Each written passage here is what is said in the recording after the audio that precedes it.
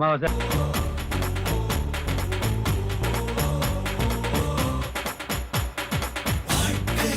சுயேட்சை வேட்பாளர் நாகராஜ சோழன் 5000 வாக்குகள் அதிகம் பெற்று முன்னணியில் இருக்கிறார். சுயேட்சை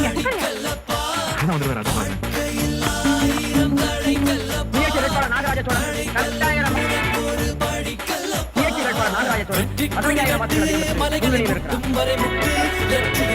சுயேட்சை வேட்பாளர் நாகராஜ சோழன் 20,000 வாக்குகள் அதிகம் பெற்று முன்னணியில் இருக்கிறார். வெட்டிக்கொடி கட்டு மலைகளை வெட்டும் வரை முட்டு லட்சியம் எட்டும் வரை எட்டு படையெடு படையப்பா கை தட்டி ஒளிபட்டு நீவிடும் நெற்றி துளிப்பட்டு பாறைகள் ரெட்டை பிளவுற்று உடைபடும் படையப்பா கை தட்டும் ஒளிபட்டு நீவிடும் நெற்றி துளிப்பட்டு பாறைகள் ரெட்டை பிளவுற்று உடைபடும் படையப்பா நீ ஒரு வெட்டும் புலி என்று பகைவரை வெட்டி தலைகொண்டு படையப்பா